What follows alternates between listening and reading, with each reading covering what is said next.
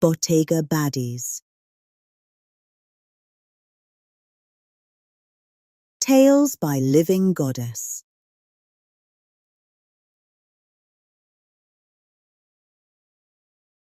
People used to whisper their name in clubs, on private jets, and inside luxury hotel lobbies. The Bottega Baddies. 3 girls whose beauty could silence a room mid-conversation.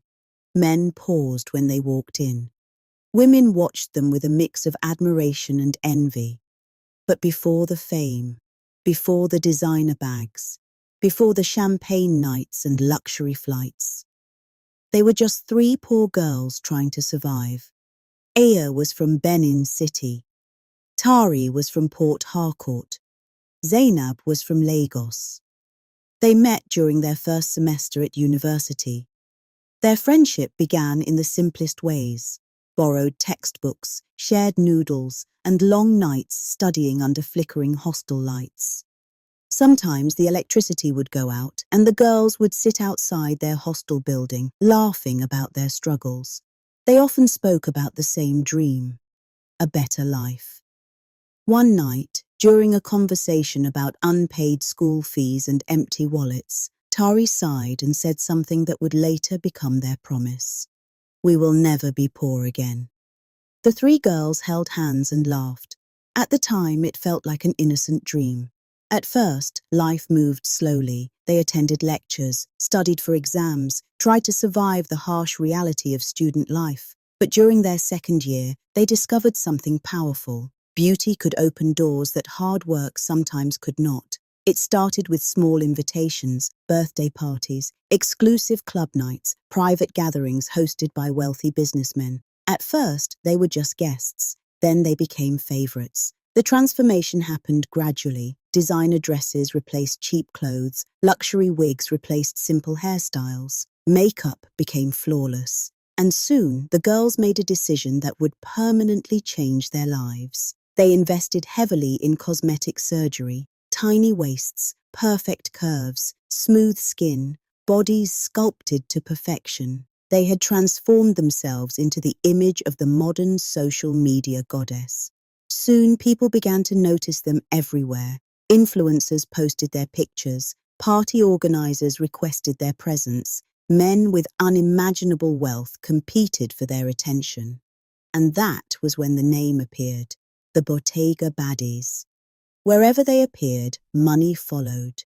Dubai nights, Abuja penthouses, Lagos yacht parties. Their social media pages exploded with luxury: private jets, designer handbags, champagne towers. Their closets overflowed with the world's most expensive brands. Men showered them with gifts: politicians, oil executives, tech billionaires. The girls no longer asked questions. If a man had money, he was welcome. Their lives looked perfect. But perfection sometimes hides the most dangerous shadows. Then came the night that changed everything. It started with an invitation, a secret event called the All-White Night. The party was being hosted in a secluded luxury mansion on the outskirts of Abuja. Only the most powerful men in the country had access. No cameras, no press, no outsiders. When the Bottega Baddies saw the event mentioned by a famous influencer, they knew immediately they had to be there. They arrived like queens, white dresses hugging their curves, diamond jewelry sparkling beneath the mansion lights, expensive perfume trailing behind them like a signature. Every eye in the room followed them. 3 powerful politicians approached them that night: wealthy, charming, extremely influential. The girls chose them without hesitation. The night flowed with champagne, laughter, and private conversations. Music echoed through the halls. The mansion glittered with wealth and power. Later that night, the men invited them to their private suites inside the mansion. None of the girls suspected danger. Inside the dimly lit rooms, the men offered them drinks. Then something strange happened. One of the men blew a fine, powdery substance gently into the air toward them. Within minutes, the girls felt dizzy.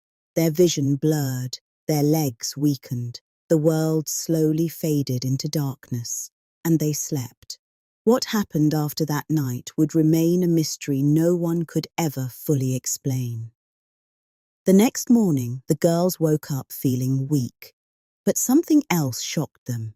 Each of them had received large transfers of money into their bank accounts, more money than they had ever seen in their lives. At first, they celebrated, they laughed, they believed they had simply stepped into a higher level of luxury. But within days, something began to feel wrong. Aha from Benin City was the first to fall sick. Her body became weak. She began experiencing severe bleeding that refused to stop. Day after day, week after week. Doctors ran tests but found no explanation. Then Tari from Port Harcourt collapsed one afternoon inside her apartment.